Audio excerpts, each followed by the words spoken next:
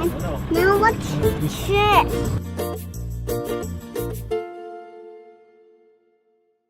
Hi, this is Bart at Capital Sports, and today I'm going to cover my 3 favorite knots for fishing. We're going to start with the Double Uni Knot, which I consider to be the best knot to tie any super line like fire line or any of the braids to monofilament or fluorocarbon. Okay, to start the Double Uni Knot, I'm going to begin by crossing the 2 lines, leaving tails of 8 to 10 inches beyond the intersection of the 2 lines. I'm then going to grasp the intersection of the 2 lines and form a loop back towards myself, and again control that lead between my thumb and forefinger along with the first 2 lines at the intersection. I'm then going to wind through the standing line and the main line through the loop 5 times.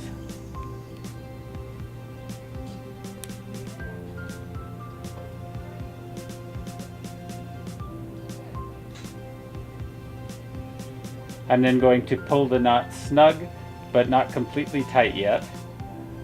Turn the whole knot around and tie the exact same knot again. A loop towards myself, wind around both lines and through the loop 5 times.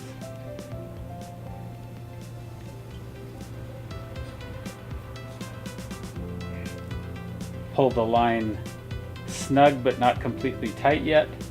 And then I'm going to pull the 2 knots together, at which time I'm going to trim off the tag ends, leaving approximately a 1/16 of an inch beyond the knot. And that concludes the Double Uni Knot. Next, I'm going to show you how to tie the Palomor Knot, which I consider to be the best knot for joining monofilament or any of the super lines, including fire line, to any jig, swivel, or smaller item that you're going to tie on the end of the line.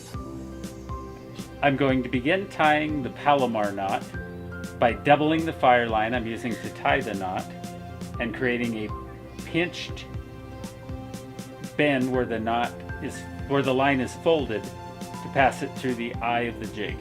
I then pass the folded line through the eye of the jig, tie a simple overhand knot in the doubled line. I then open up the original fold in the line to create a loop through which I pass the jig. I then tighten the knot carefully,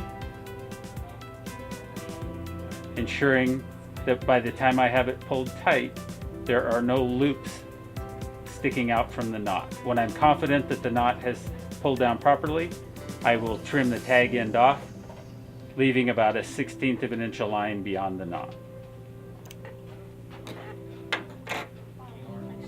That is the Palomor knot.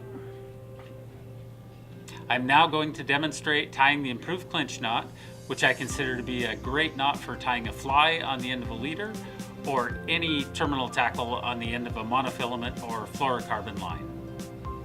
I'm going to begin tying the Improved Clinched Knot by passing the line through the eye of the hook or lure that I'm tying on. After passing the line through the eye of the hook, I'm going to extend it about 4 inches so that I can wrap it 5 times around the main line.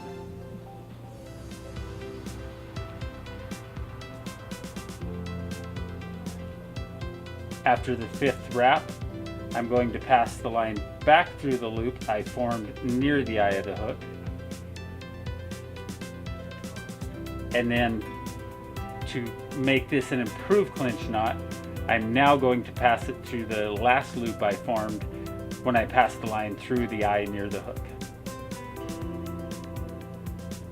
After passing the line through that loop, I'm going to carefully draw the knot down tight.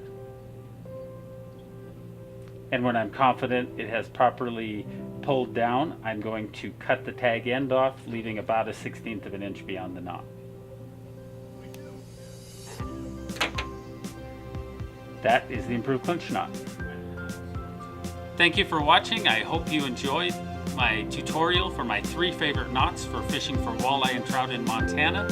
I chose these 3 because they're very versatile, whether you're using braid, fireline, or monofilament. And if you have any more questions, please stop in and see me at Capital Sports in Helena, Montana, your one-stop shop for your fishing and hunting gear in the state of Montana.